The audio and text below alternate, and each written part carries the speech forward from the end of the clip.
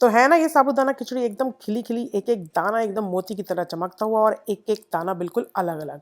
आप भी इस तरीके से साबूदाना खिचड़ी आसानी से बना सकते हैं अगर आप बिगिनर भी हैं इस खिचड़ी को बनाने में।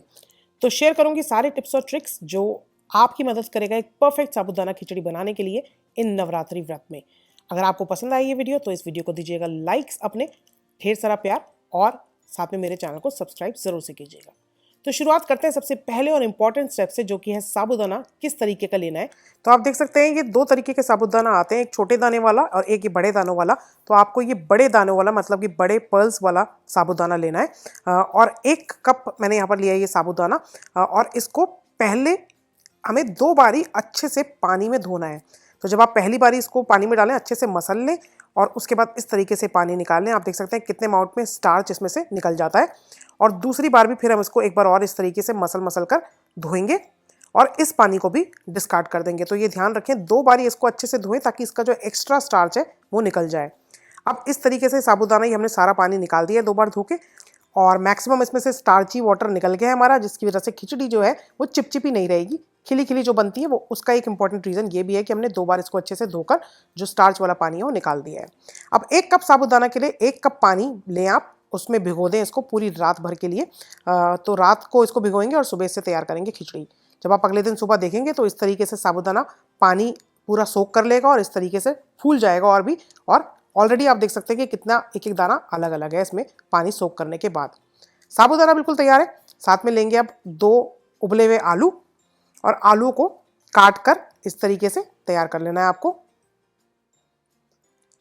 साथ में 2 से 3 हरी मिर्च ले लेंगे जिसका इस्तेमाल करेंगे आगे। तीखा आप अपने हिसाब से बड़ा घटा सकते हैं।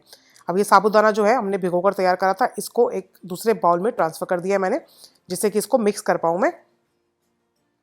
तो ये साबूदाना रखते हैं अभी। अब तैयार करते हैं मूंगफली। 3/4 कप के करीब मैंने यहाँ पर ली है मूंगफली, जिसको ड्राई रोस्ट कर रही हूँ सबसे पहले मैं, जब तक कि अच्छी ये क्रंची ना हो जाए। मूंगफली जो है आप अच्छी क्वालिटी की इस्तेमाल करें साबूदाना बनाते हुए, क्योंकि अगर मूंगफली आपकी सौगी रहेगी तो साबूदाना की खिचड़ी का टेस्ट बिल्कुल बेकार हो जाता है। तो मूंगफली आप चेक करके देख लें, अच्छी क्रंची मूंगफली होनी चाहिए, जिसमें से आधी जो है हम इस तरीके से ग्राइंड कर लेंगे, दरदरा इसको पीस लेंगे कोर्सली, और उसको डाल देंगे जो साबूदाना हमने तैयार करा था भिगोकर उसमें। इस तरीके से मूंगफली मिलाने से साबूदाना जो है आपस में चिपकता नहीं है, और खिली खिली खिचड़ी बनाने में ये दूसरी चीज़ है जो आपकी मदद करेगी। एक तो पानी निकाल दिया था स्टार्च का वो, और दूसरा जो हमने इसमें पिसी हुई मूंगफली मिला दी है आधी। थोड़ा सा मैंने इसके ऊपर डाल दिया कटा हुआ बारीक हरा धनिया, और ये आधा नींबू का रस भी इसमें मैंने निचोड़ दिया है। और अब इसको मिक्स कर देंगे। तो क्या होगा, ये दाने आपस में चिपकेंगे नहीं। ये देखिए अच्छे से इसको मिक्स करके तैयार कर ले। तो ये बेसिक हमारा साबूदाना मिक्स जो है वो तैयार हो चुका है। अब हम इससे प्रिपेयर करेंगे खिचड़ी जो झटपट बन जाती है। बस बेसिक जो स्टेप है साबूदाना सोक करने का, तैयार करने का साबूदाना प्रिपरेशन, वो बहुत इंपॉर्टेंट है। तो सब चीज़ हमने तैयार कर ली है, साबूदाना, आलू और मूंगफली थोड़ी जो आधी हमने बचा ली थी। अब 2 टेबलस्पून तेल को गर्म करें, जिसमें 1 चम्मच डालेंगे ज़ीरा, साथ में जो आलू हमने काट कर तैयार करे थे और हरी मिर्चें, और इसको स्टर फ्राई करेंगे जब तक आलू थोड़े से हमारे करारे नहीं हो जाते। साथ में कुछ डाल दिए मैंने करी पत्ता। अगर आप इस्तेमाल नहीं करते हैं व्रत में करी पत्ता तो ना डालें करी पत्ता, स्किप कर दें। इसको लगातार इस तरीके से चलाते हुए थोड़ा हाई फ्लेम करके आप हल्के से करारे से कर लें आलू को, कि एक ब्राउन सा क्रस्ट आ जाए आलूओं पे इस तरीके से। तो ये थोड़े क्रंची से आलू अच्छे लगते हैं। इसमें साथ में बस 1-2 मिनट पहले ही जब आलू आपको लगे कि हो गए हैं, तब आप डाल दें मूंगफली भी। थोड़ी सी मूंगफली भी इसके साथ आप भून लें, जिससे मूंगफली और ज़्यादा क्रंची हो जाए। तो ये आलू मूंगफली हमारे अच्छे से भुनकर तैयार हो चुके हैं। हल्का सा क्रंच रहता है तो और बढ़िया लगते हैं मूंगफली भी, और हल्का सा आलू पे भी करारापन होता है तो बहुत बढ़िया लगती है साबूदाना खिचड़ी। अब बस फ्लेम मीडियम ही रखें आप, और उसके बाद जो साबूदाना मिक्स करके तैयार करा था उसको डाल दें, और इसको लगातार चलाते हुए इस तरीके से आप मिक्स करते जाएं। जब तक मिक्स करना है आपको, जब तक ये जो वाइट आपको साबूदाना दिख रहा है ये एकदम ट्रांसपेरेंट मोती की तरह ना हो जाए, बिल्कुल आर पार सा दिखने लगता है साबूदाना जब पक जाता है। तो आप देख सकते हैं अभी कितने वाइट दाने इसमें दिखाई दे रहे हैं। धीरे धीरे जैसे ये साबूदाना पकता जाएगा, ये वाइट जो दाने हैं आपको एकदम ट्रांसपेरेंट नज़र आने लगेंगे। तो बस जैसे ही हल्का हल्का ये पकने लगे, इसमें डाल दें आप आधा चम्मच मैंने डाला यहाँ पे भुना हुआ ज़ीरा, और कुटी हुई दरदरी कुटी हुई हमने डाली है इसमें काली मिर्च।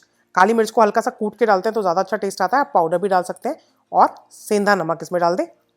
बस 3 चीज़ों का इस्तेमाल है, नमक, काली मिर्च कुटी हुई और भुना हुआ कुटा हुआ ज़ीरा।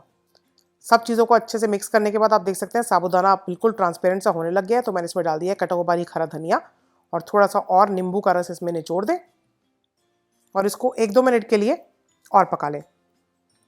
तो बस लास्ट में आप देखेंगे कि ये जो दाने हैं जैसे जैसे पकते जाएंगे ये अलग अलग होते जाएंगे, खिलते जाएंगे। अगर ये पके नहीं, सफ़ेद रह जाते हैं तो ये हल्की चिपचिपाहट होती है इनमें, लेकिन अगर आप इसको कम्प्लीटली पका लेंगे तो आप देखेंगे कि ये दाने जब पक जाते हैं तो ये आपस में नहीं चिपकते हैं। और इस तरीके से तैयार कर सकते हैं आप एक परफेक्ट खिली खिली साबूदाना खिचड़ी। ये देखिए, एक भी दाना आपको इसमें सफ़ेद नज़र नहीं आएगा और एक एक दाना बिल्कुल अलग है। तो कोई लॉजिक ऐसा भयंकर नहीं है इसमें जो आप इस्तेमाल ना कर सकें और बना ना सकें खिली हुई साबूदाना खिचड़ी।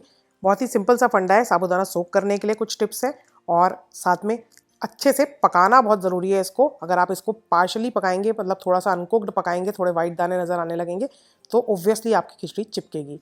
अच्छे से इसको पकाना बहुत ज़रूरी है।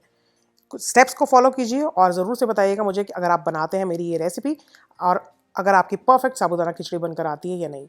मैं वेट करूंगी आपके कमेंट्स का और जल्दी मिलूंगी एक और नई रेसिपी के साथ। Do try this one out. God bless, bye bye, take care and stay safe.